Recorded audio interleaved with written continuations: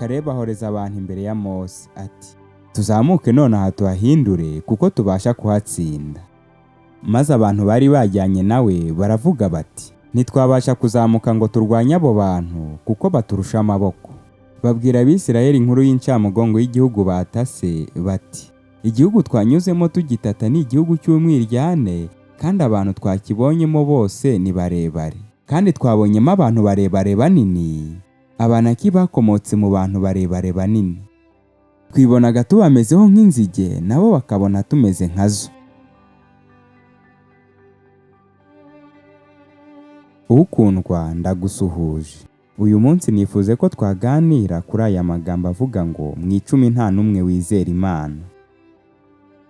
Birashoboka ko atari ubwa mbere wumvishe inkuru y'abatasi 12 boherejwe gutata i Kanani. Iyi ni inkuru iri mu gitabo cyo kubara igice cya 13. Abagabo 12 bose bari intoranwa, bari inyangamugayo, kandi bose bari abizerwa mu miryango yabo. Ababahisemo ibyo nibyo baboneshaga amaso, ariko hari icyari cyihishe imbere mu mitima yabo. Abenshi muri bo ntibari bafite kwizera.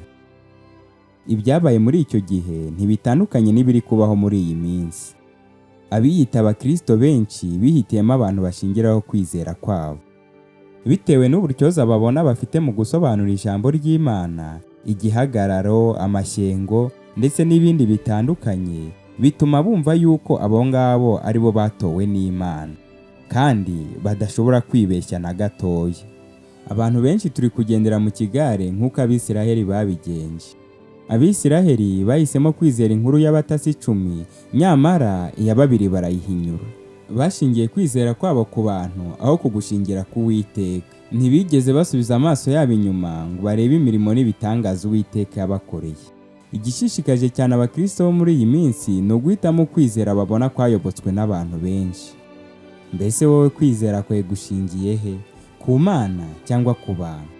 Muri Matayo 7:13 Yesu avuga iby'irembo rifunganye yaragize ati, munyure mu irembo rifunganye kuko irembo ari rigari n'inzira ijyana abantu kurimbuka ari nini, kandi abayinyuramo ni benshi.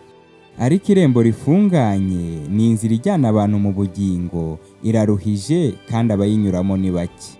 Mbese nawe ujya wigenzura ukisanga muri aba bake? Abantu turiho muri iyi minsi turi guhura n'ibintu bitandukanye biduca intege nk'uko babatasi baciye intege Abisirayeli. Birashoboka ko yaba ari intambara uri kurwana yo gushaka imibereho, ibibazo uri kunyuramo n'ibindi bigiye bitandukanye. Ibyo byose biri kutwongora ngo gutaha ijuru biraruhije kandi ntibishoboka.